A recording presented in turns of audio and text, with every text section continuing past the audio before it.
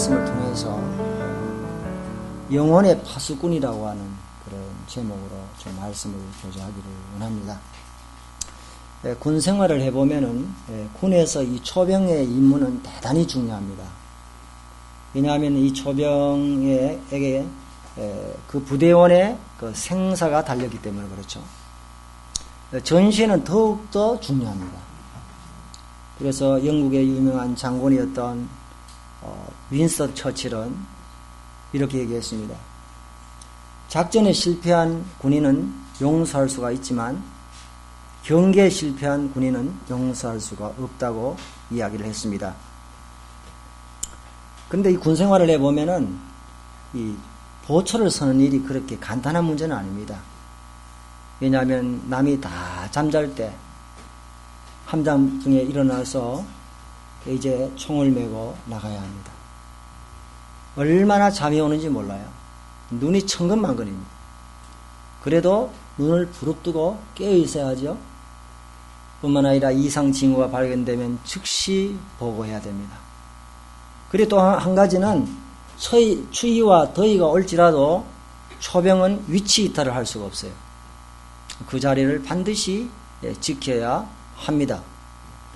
주님은 우리를 그리스도의 좋은 군사로 부르셨다고 디모데후서에서 말하고 있습니다. 우리는 주님의 좋은 군사로서 우리는 영혼의 파수꾼으로 부르심을 받았습니다. 그래서 오늘 이 말씀을 통해서 우리가 영혼의 파수꾼이 어떤 역할을 해야 되는지를 한번 생각해 보는 기회를 갖도록 하겠습니다. 먼저 생각해 볼 수 있는 것은 파수꾼의 최우선의 책임은 경고하는 것이라고 하는 사실입니다. 이제 에스겔이 이스라엘 민족의 파수꾼으로 세워졌습니다. 이스라엘 민족들이 어떻게 해서 죄를 범하고 그리고 그 죄의 결과로 말미암아 어떻게 심판을 받아서 지금 이 바벨론에 와 있는지, 그리고 그들의 죄를 깨닫고 그들이 회개하고 새로운 삶을 살기를 하나님은 원하셨던 것입니다. 그래서 하나님은 이 에스겔을 통해서 그들에게 경고하고 회개하기를 원했던 것을 우리는 보게 되죠. 그리고 하나님은 에스겔을 데리고 환상 중에 이제 예루살렘으로 데리고 갑니다. 그 환상 중에 데려가서 그 예루살렘 성전 안에 일어나는 그 죄악들을 보여줍니다.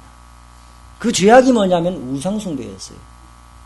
그 예루살렘의 그 성전 안에서 하나님만을 높이고 하나님의 영광이 거할 곳에 온갖 우상들이 난무했고, 그리고 하나님은 역겨워서 더 이상 머물 수가 없는 그와 같은 상황인 것을 그들에게 보여줬어요. 그래서 에스겔서 8장 이하에 보면은 이제 가서 보니까 그 성전의 북편에 보니까 우상이 거기에 있었습니다. 그리고 뿐만 아니라 그 우상이 있을 뿐만 아니라 그 사면벽에는 온갖 곤충과 가증한 짐승과 그리고 또 갖가지 우상들을 거기에 새겨놓았습니다. 그림으로 양 사방면에 그 우상들을 이제 그려놓고는 거기서 70명의 장로들이 향불을 피우고 있었습니다. 그리고 이 북문에는 어떤 일이었습니까? 거기는 바벨론의 그 생산의 신인 담무스라고 하는 이 신을 모셔놓고 거기에 여인들이 그 신을 위해서 통곡을 하고 있었습니다. 그리고 그 안뜰에 또 걸어서 들어가 보니까 거기는요 이제 25명이 앉아서 성전을 등지고 동방 태양을 경배하면서 그들은 예배를 드리고 있었습니다. 성전 안에 온갖 우상들이 가득 차 있었습니다. 그들은 거기에 머문지 아니하고 하나님께 약을 올리고 있었습니다. 나뭇가지를 이제 꺾어다가 이 코에 이제 꽂아놓고 막 흔들고 있었어요. 이것은 이스라엘에 있어서 약을 올리는 것 같은 모습인데요. 하나님께 약을 그렇게 올리고 있었어요. 얼마나 그들이 폐허했습니까?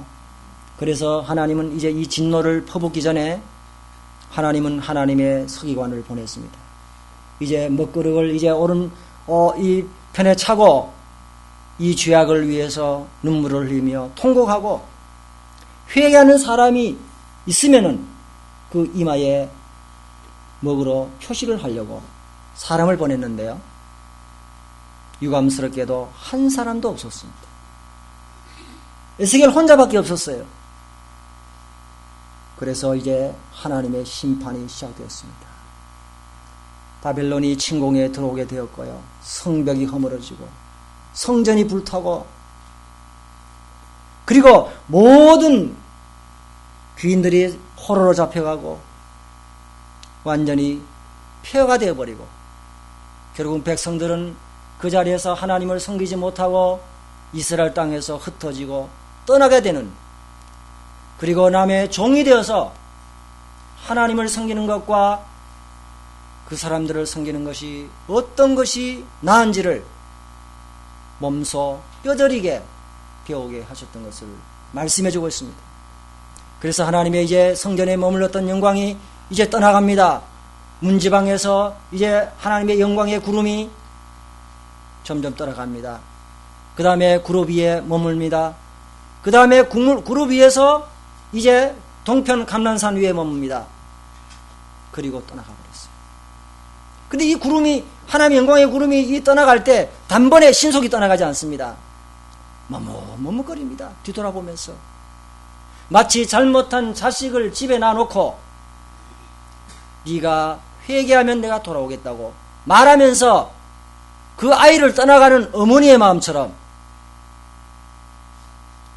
뒤를 돌아보면서 다시 한번은 애정을 가지고 기회를 주면서 이렇게 뒤돌아보지만은, 그런 기회를 줌에도 불구하고 그 부모의 마음을 모르고 계속해서 고집을 피우는 아이처럼 이스라엘 백성들은 하나님께 마음을 돌리지 않았어요. 그래서 무서운 심판이 거기에 쏟아졌던 것을 에스겔에 보여주면서 너희들이 회개해라. 너희들이 바벨론 강가에 이렇게 포로로 잡혀와서 노동하고 소망이 없다고 말하지 말고 너희들이 죄를 고백하고 회개하면 하나님께서 다시 회복시켜 주실 거다. 그것을 말씀해 주셨습니다. 여러분, 오늘 이스라엘에 일어났던 정말 하나님의 영광이 떠나고 하나님의 임재가 떠나고 그 다음에 처절한 심판이 쏟아졌던 이와 같은 이스라엘 백성에게 일어났던 일, 그리고 성전에 일어났던 이 우상이 가득한 이 모습이 우리와는 무슨 상관이 있을까요? 우리와는 아무런 상관이 없을까요? 오늘날 성전은 뭡니까? 너희는 하나님의 성전이라고 명확하게 우리들에게 고린도전서 3장과 6장에서 말씀해 주고 계시죠? 뿐만 아니라 하나님의 성령이 임재하는 하나님의 몸된 교회가 하나님의 성전입니다. 하나님은 더 이상 보이는 건물에 있지 않습니다. 가시적인 화려한 건물 속에 가는 것이 아니라 살아가는 성도들의 심령 가운데, 하나님의 성도들이 모이는 그 가운데 하나님은 임재해 계시고 성전으로 계시는 것입니다. 그런데 그 마음이 온갖 잡동사니 우상으로 가득 차서 하나님이 역겨워서 그할 수 없는 것처럼 우리들의 마음이 그렇게 될 수가 있다고 하는 사실입니다. 이스라엘 백성들 가운데 이 하나님의 영광이 떠났던 역사는 또 한 번 더 있습니다.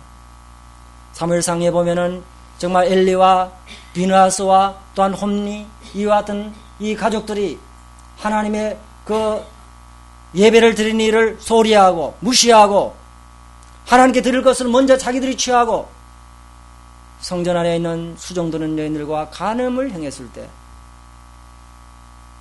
그 자녀들이 심판을 받게 되고 죽임을 당하게 되고 전쟁에서 벗기가 빼앗기게 되고 비나스의 그 며느리가 자녀를 낳으면서 그 자녀를 낳으면서 죽게 되었죠. 그러면서 그 이름을 뭐라고 붙여줬나요? 이가봇이라고 붙여줬어요. 이가봇이라는 뜻이 뭡니까? 하나님의 영광이 떠났다는 거예요. 여러분, 오늘날 우리 마음속의 우상은 무엇입니까? 골로새 3장 5절 이하에 보면 너희 마음속에 악독과 정욕과 음란과 악한 정욕과 탐심이니 탐심은 우상숭배니라. 이것으로 말미암아 하나님의 진노가 그 위에 머물러 있다고 말씀하고 있습니다.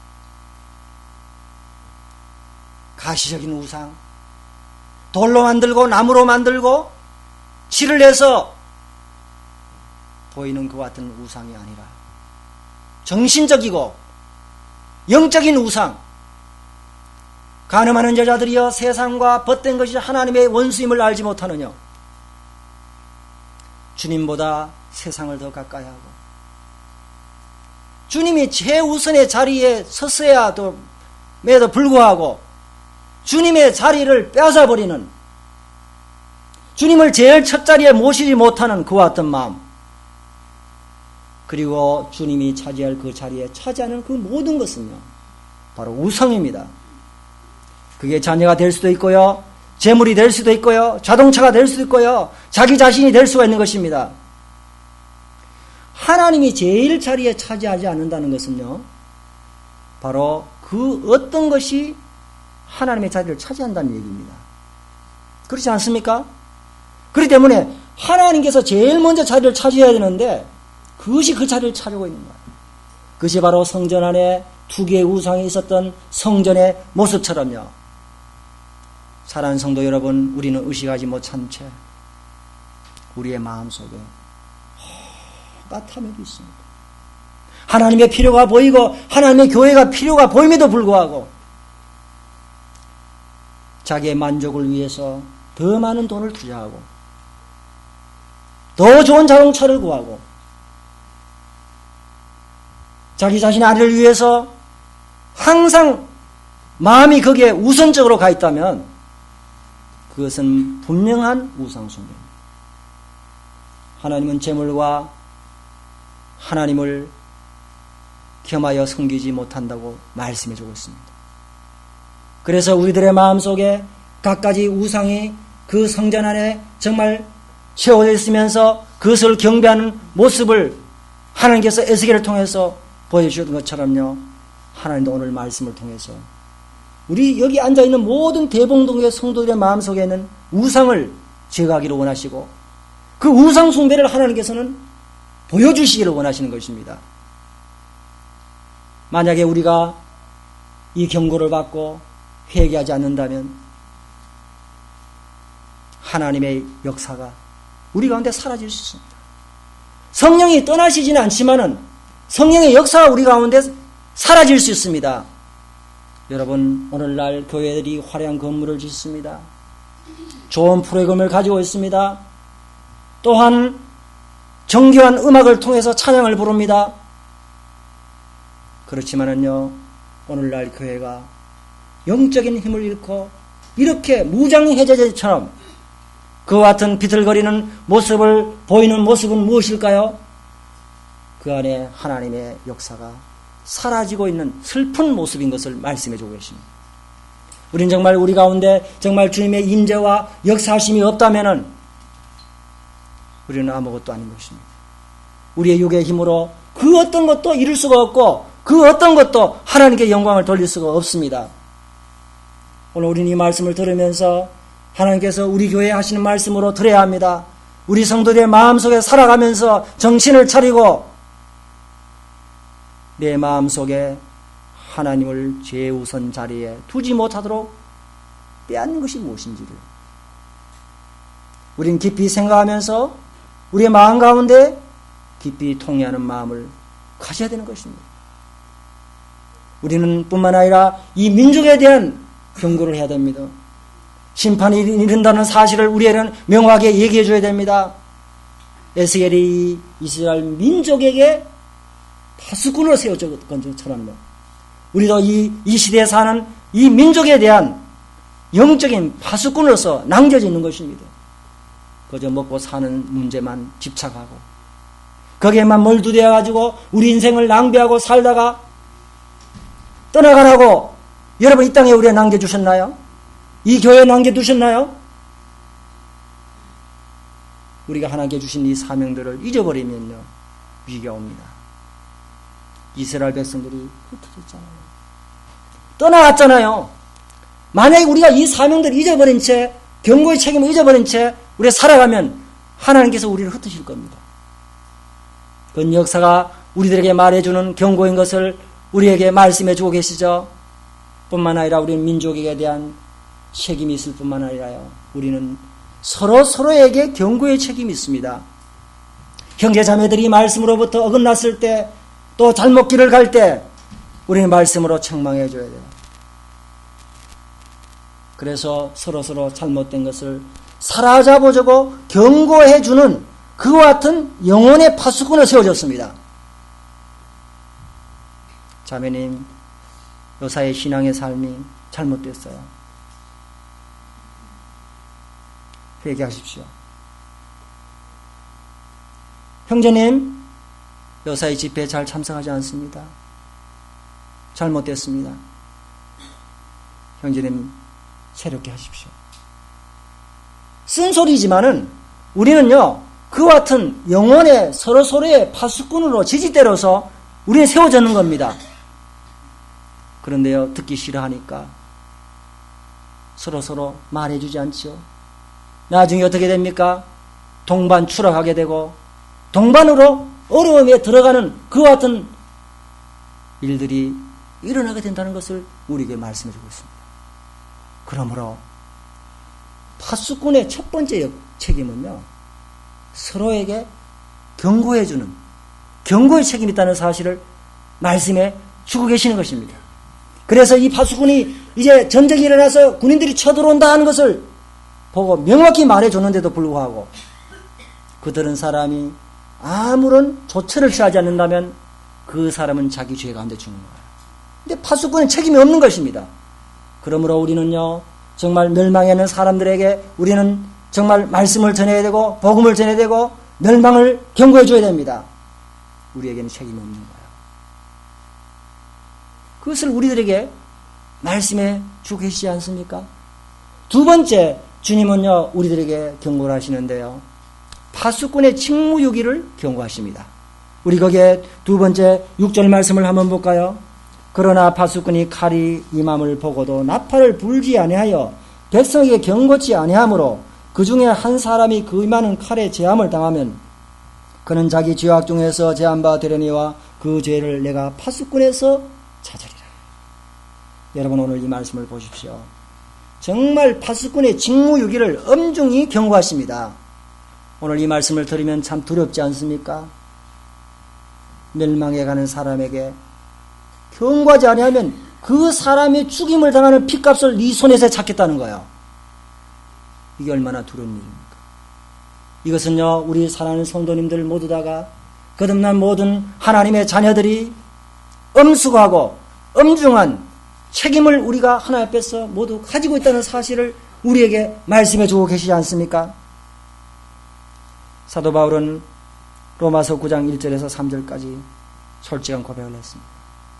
나는 내 마음속에 큰 근심과 그치지 않는 고통이 있다고. 그러면서 내가 저주를 받아 그리스도에게 끊어질지라도 차라리 원하는 바로라고. 그것이 뭡니까?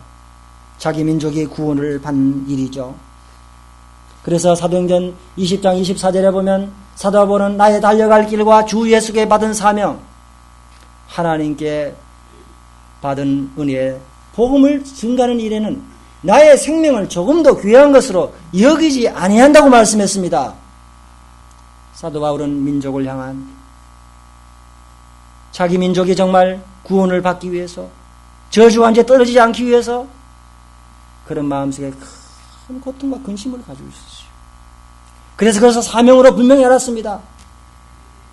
나중에 사도행전 20장 26절에 보면 모든 사람의 피에 대하여 내가 깨끗하다고 고백했습니다. 얼마나 놀랍습니까? 얼마나 전도를 열심히 했으면 모든 사람의 피에 깨끗하다고 그렇게 말했겠습니까? 나의 달려갈 길을 다 달리고 선한 싸움을 다 싸우고 믿음을 지켰다고 그는 고백에 있는 것을 우리에게 말씀해 주고 계십니다. 그러므로 참 이와 같은 사실을 생각하면서 우리는 직무유기를 두려워해야 될 것을 말씀해 주고 계십니다. 어떤 아이가 저 바닷가에 낭떠러지가 있는 곳을 모른 채 그 아이가 노래를 부르면서 흥얼거리면서 그 길을 간다고 생각해 봅시다. 그런데 나는 그것을 압니다. 가면 엄청난 절벽이 기다리고 있고 그건 죽음의 길이라고 하는 것을 내가 알면서도 그 아이를 붙잡지 않는다면 나는 어떤 사람이 되겠습니까? 나는 간접적인 살인자가 되지 않겠습니까? 오늘 우리는 지옥에 대해서 알고 있습니다. 내 영혼만 구원받아서 하늘나라 간다고 하는, 이제는 안심의 표를 받았다고 하는 그와 같은 자만 속에서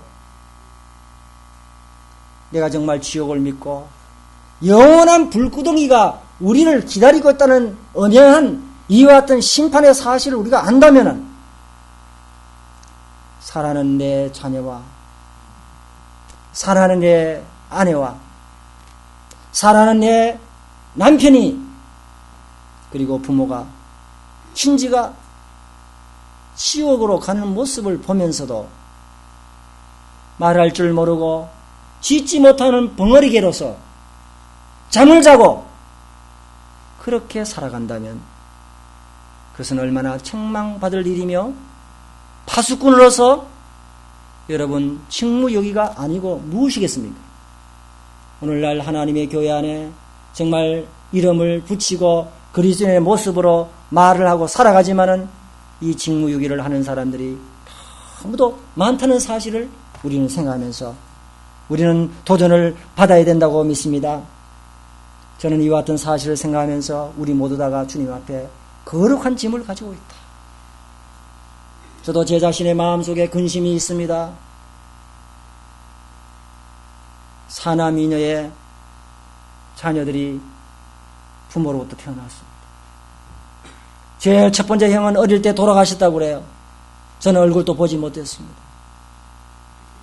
그렇지만은 이제 또 다른 형이 일찍 세상을 떠나고 또 여동생이 떠나고 아직도 믿지 않는 두 형제가 험한 세상을 살아가고 있습니다. 소망이 없어요. 저는 다른 사람에게 복음을 전하면서도 이 가족들에게 복음을 전하지 못하고 그들이 멸망으로 가는, 언젠가는 우리가 이별을 할 날이 올 텐데 참 기도가 돼요. 사랑하는 성도 여러분, 우리가 이 땅에서 부모와 헤어질 날이 오고 우리의 가족들과 헤어질 날이 오고 부부가 오래 살고 싶지만은 서로 이별이 온다고 하는 사실은 엄연한 사실입니다. 그 가운데서 우리가 파수꾼의 역할을 다하지 못한다면 주님은 우리에게 핏값을 네 손에서 찾으리라고 경고해주는 이 음성을 들으면서 오늘 우리는 반응을 해야 될 줄 믿습니다. 저는 어떤 그 선교사님과 함께 한국에서 40년 동안 참 이름도 없이 빛도 없이 성ген 한 선교사와 함께 배를 타고 가고 있었습니다. 그런데 그 배 안에요 많은 사람들이 타고 있었어요. 그런데 중간에서 이제 배가 이제 출발하자마자 그 선교사 형제님이 일어났습니다. 모세처럼 수염이 이렇게 허옇게 해서 모든 사람들이 주목해 봤습니다. 그러면서 이제 여러분들에게 할 말이 있다고 이야기하면서 이제 복음을 증거하는 거예요. 그 짧은 복음을 증거하고요. 그리고 제가 뭔가 나눠드릴 게 있다고요 하시면서 나눠드리는데요. 조그만 이런 종이 스티커였습니다. 그 스티커의 앞면은 대한민국 태극기가 그려져 있더라고요. 나는 대한민국을 사랑합니다. 그렇게 얘기하면서 사람들이 태극기를 보고 좋아하더라고요. 근데 그 태극기 뒷면에는 뭐가 써 있느냐? 요한복음 3장 16절 말씀이 기록되어 있더라고요. 요한복음 3장 16절으로 그렇게 나눠주고 사탕을 하나씩 다 나눠주더라고요. 그들이 어떻게 듣는지 어떻게 새긴지 모르지만은 어쨌든 그 가운데서 하나님의 복음이 전파됐던 것을 보면서요 한편으로는 참 부끄러운 마음이 들었습니다.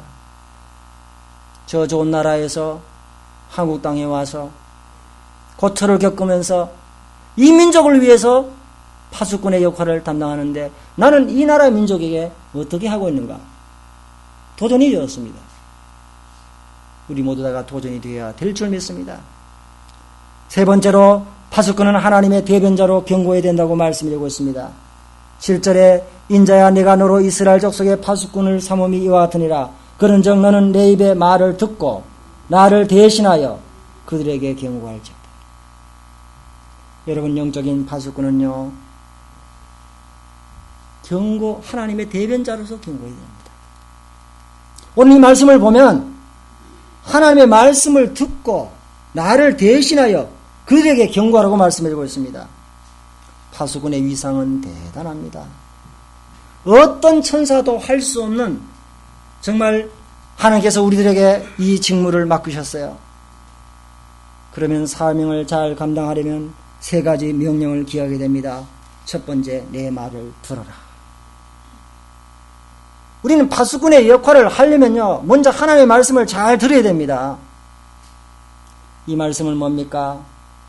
하나님의 말씀을 건성적으로 들어서는 안 됩니다. 하나님의 말씀을 들을 때 우리는 귀담아 들어야 합니다. 그리고 남의 말로 듣지 말고 자기 말로 들어야 돼요.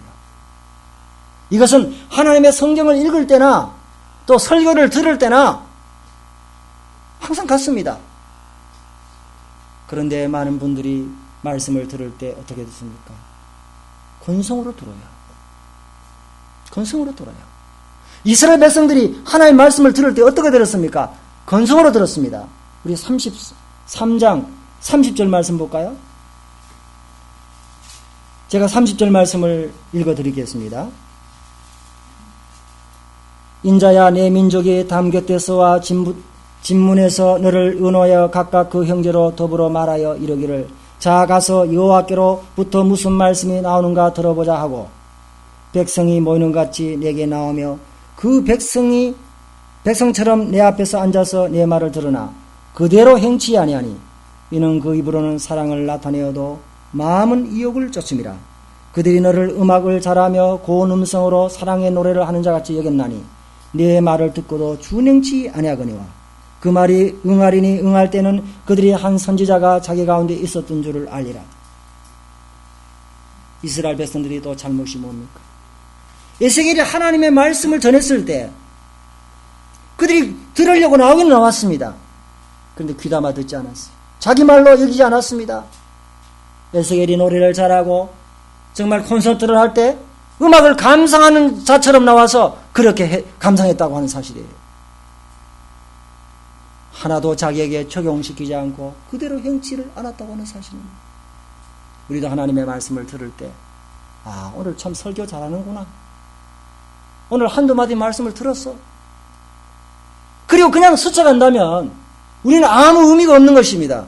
우리가 말씀을 들으면서 오늘 이 말씀을 통해서 나에게 무엇을 말씀하시는지 나의 말로 들어야 하는 것입니다. 그리고 하나님 이 말씀을 통해서 나에게 뭘 말씀하십니까? 내가 준행하기를 원합니다, 주님. 그렇게 해서 우리가 정말 이 말씀을 통해서 우리 자신들이 고침을 받기를 원하는 그와 같은 자세가 얼마나 중요한지 모릅니다. 그래서 우리의 자세가 올바르지 못하면 위험해지는 것을 말씀해주고 있습니다.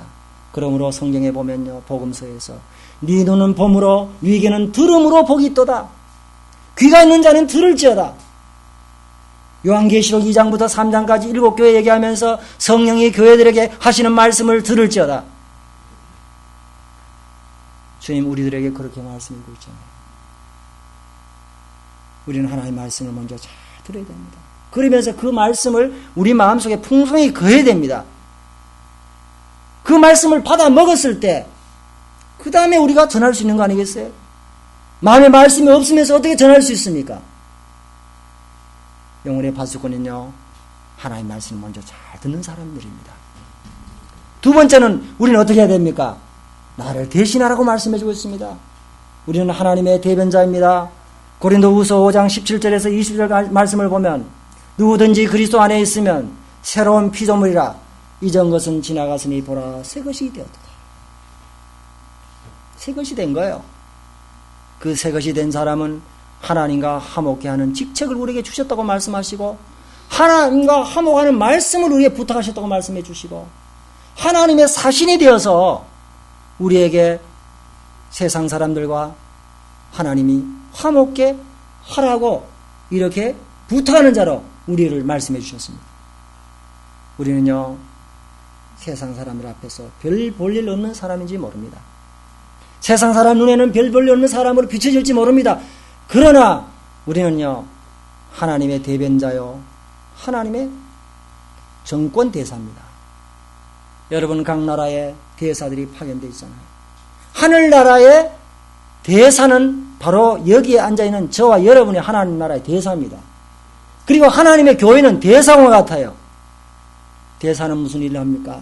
자기 나라의 왕의 명령을 받아서 자기 나라를 소개하고 자기 나라를 오도록 비자를 내주고 그와 같은 일들을 하지 않습니까? 우리는 하나님의 정권 대사로서 이 땅에 낭주했습니다. 그래서 한 사람이라도 하늘나라를 소개해서 갈 수 있도록 하는 것이 우리의 책임입니다. 그리고 만왕의 왕 대신 왕중왕을 대변해서 이 땅에 존재했다는 사실을 기억하면서 내가 직장에 있든지 사업을 하든지 내가 어느 곳에 가든지 우리는요 항상 복음을 전할 수 있는 자가 되어야 됩니다. 지옥을 경고해야 됩니다. 복음 집회하니까 그저 1년에 한두 차례 하는 행사 치레로 그것도 다 까먹고 안 온 사람도 있더라고요. 얼마나 부끄러운 일입니까? 우리는요 행사 치레가 아닙니다. 영적인 전쟁이고 우리는 평소에 이 말씀을 전할 수 있도록 늘 준비를 해야 되는 것입니다.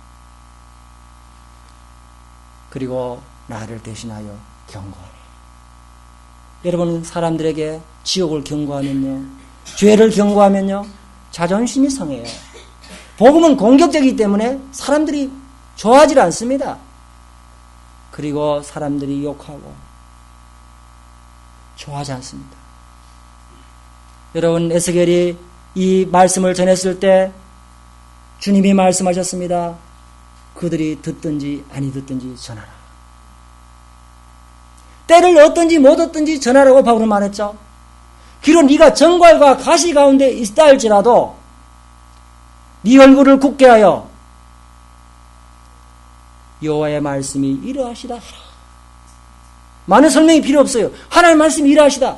정갈과 가시 가운데 거 있다는 말은 뭡니까? 굉장히 사람들이 사나운 사람들 가운데 있었다는 겁니다. 좋아하지 않습니다. 그리고 에스겔은 이 복음을 전하다가 자기의 그 아내를 잃어버렸잖아요. 예레미야는 정말 말씀을 전하다가 토굴 속에 들어갔잖아요. 하나님의 말씀을 전했던 수많은 하나님의 종들과 선교사들이 피를 흘리고 이 땅을 떠났어요. 우리가 잘못 간 길을 참으로 서로 말할 때 우리는 어려움을 당할 수 있습니다. 그렇지만은 고난이 예비됐지만은 필생 즉사의 마음으로 우리는 이 말씀을 전해야 됩니다. 아무든지 나를 따라오거든 자기를 부인하고 자기 십자를 지고 나를 쫓을 것이니라. 자기의 생명을 얻고자 하는 자는 잃을 것이요 잃는 자는 얻으리라. 우리는 필생 즉사의 각오로 이 땅에 전하지 않으면 안 되는 사실을 우리에게 말씀해 주고 계십니다. 그러므로 우리는 하나님의 마음을 가지고 촉구해야 됩니다. 경고해야 됩니다. 11절에 뭐라고 말씀하십니까? 주님은 악인의 죽는 것을 기뻐하지 아니하고 악인이 그 길에서 돌이켜 떠나가는 것을 기뻐하노라. 이스라엘 족속아 돌이키고 돌이키라. 너희 악한 길에서 떠나라. 어찌 죽고자 하느냐? 주님은 말씀하십니다. 네가 그 길을 떠나.